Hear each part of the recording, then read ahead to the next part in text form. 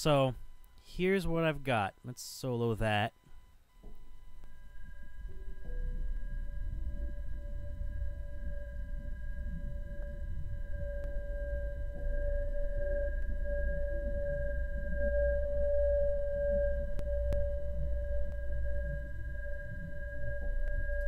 All right, so that has a burbling sound to it, as well as that kind of like not so high pitch shrill sound, but it like it crescendos up to eventually kind of being this I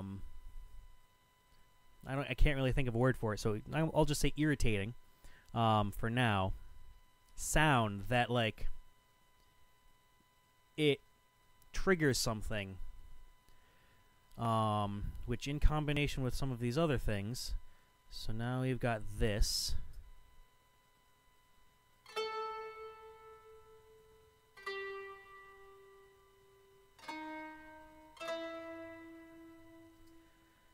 And that really is just kind of there to add to what Iris is doing. And the lack of structure means that there's nothing for anybody to latch onto. And one of the things that people tend to be most comfortable with is structure. Structure is one of the most comfortable things for most human beings. So when you get rid of the structure, it's uncomfortable when you are making something scary. That's kind of what you want. The double bass is just doing groaning sounds. So let's move on to the violins. Now the violins are doing what is called, I think it's called Lenyo. Hold on, let me look.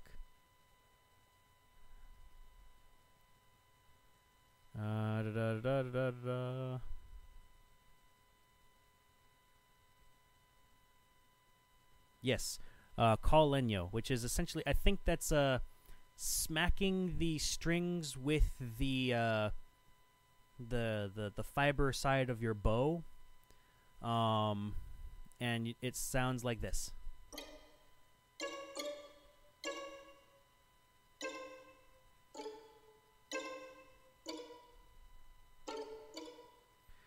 And that is the creepy crawly sound that I'm going for. And then we have the other Iris sound.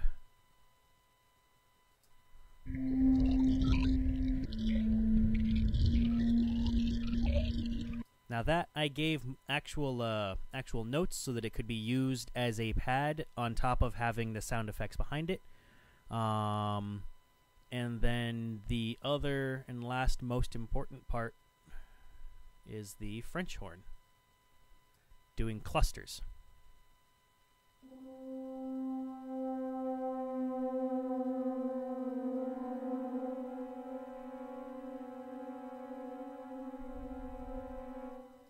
Giving you the dissonant notes.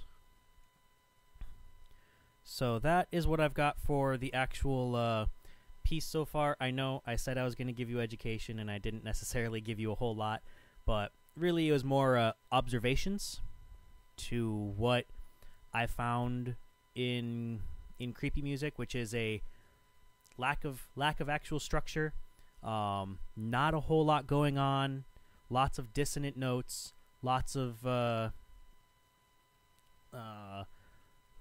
creepy crawly things going on, and a tendency for high shrill notes, like shrieks and stuff. So now I am going to move on to showing you iZotope Isis. I would highly suggest getting this. It's expensive. I am not going to lie. Most everything that iZotope does is, but iZotope also tends to be towards the higher end of quality when it comes to their software. Their mastering suite tends to be, it seems as if it's one of the most used things I've seen so far. And so this is just a sound design software, and what this is you can drop in up to 3 different sounds, which you can then carve to your heart's content. And actually what I'm going to do is I'm going to open up an instance of it that I'm not currently using. Alright, so this is what it is, bare bones with nothing in it. When you buy the software, you get a number of samples that it comes with, or you can buy some additional ones, and depending on the situation, they may even give you some. These monster samples were a Halloween special that they gave out. So what I'm going to do is I'm gonna throw in, oops, from the show I can only load subway forms. Oh, oops, I'm in the sub. There we go. So there's the bubble, and here's what it sounds like.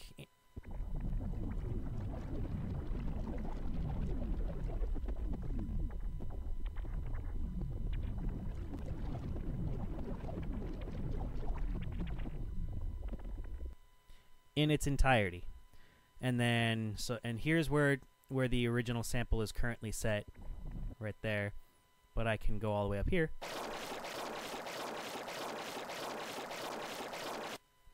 And then it sounds a lot different because it has to go faster in order to gain a higher pitch. You can also make it go backwards.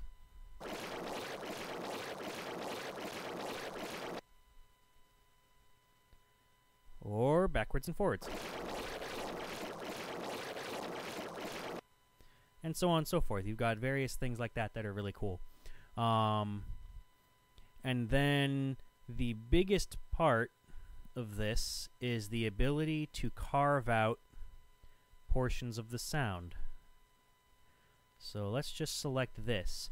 Now what I've done is I've selected from this time to this time, and from this frequency to this frequency up here. And now here's what it sounds like, just as its own sample.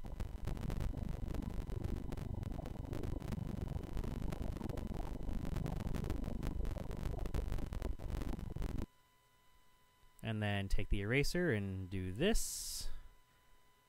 Remove some of the frequencies.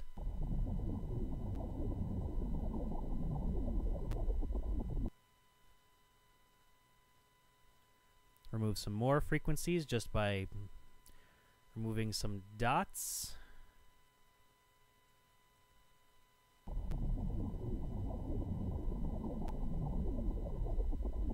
Okay. Probably wouldn't be able to hear that difference, so let's do that.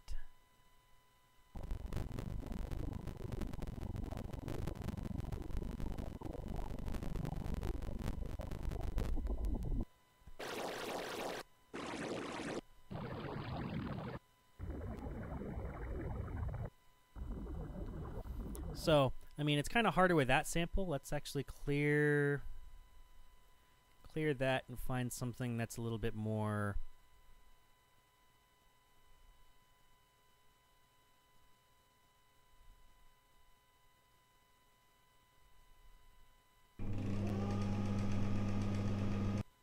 Alright, that should do. Let's use that. So let's cut this out, or you'd rather put that in and cut everything else out. So now that's all the low frequencies. Now let's take the eraser.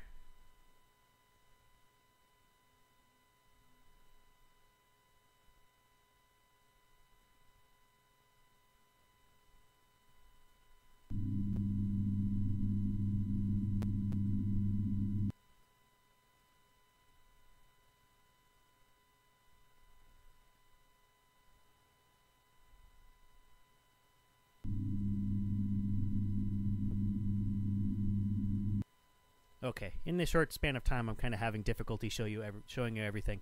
But essentially, you can carve out frequencies that you want to use, as well as put in frequencies that you want to use. So,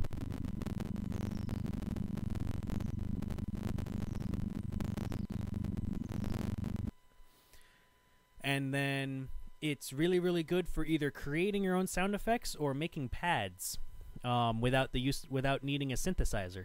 And then if you do want some synthesizer stuff, you've got your usual low frequency oscillator, master effects, as well as a couple other cool things.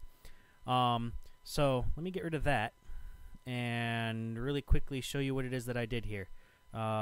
This is the one that's actually using sounds that I've recorded. So this sound right here,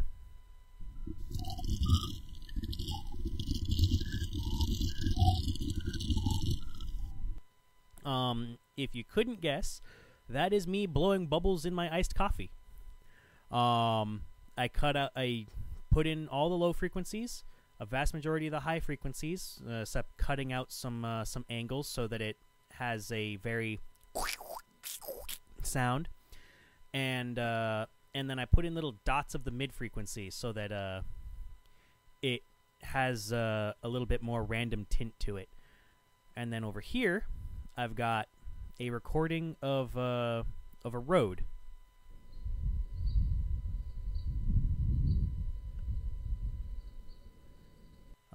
If you could hear it, you could barely hear some birds, and the low frequency is all wind.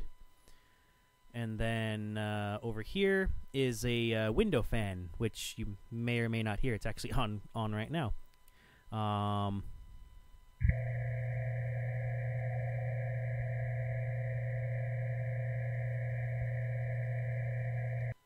And on its own, with just these three sets of frequencies cut out, it actually sounds like its own little very creepy pad. And then in the sub, I have a sine wave that I kind of cut out little portions of. Sounds like a sine wave. So all of that together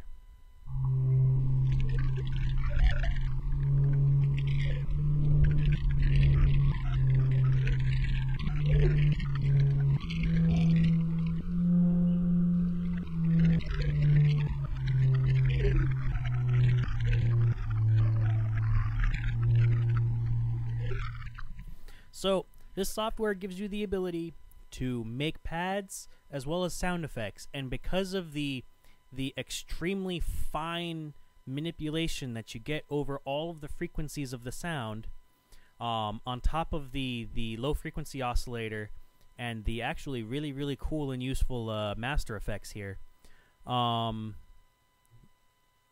the other controls that you have, you've got yourself a very, very reliable piece of software that can do a large number of things and fill a large number of roles. I've made a large number of sound effects, and including these sounds that I am currently using in this software. So if you want to be a Foley artist, grab yourself a little field recorder for $100. Mine's a Zoom H1.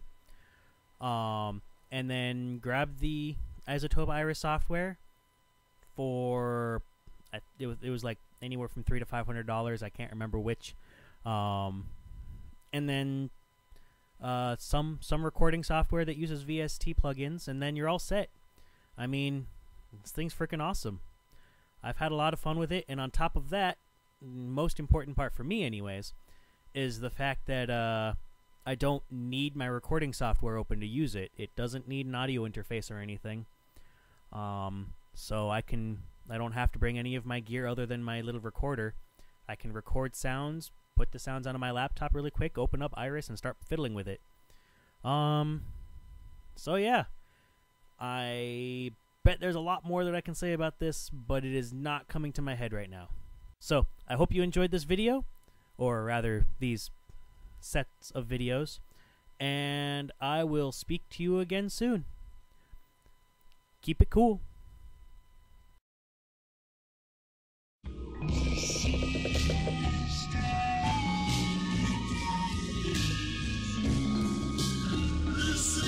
Let's go.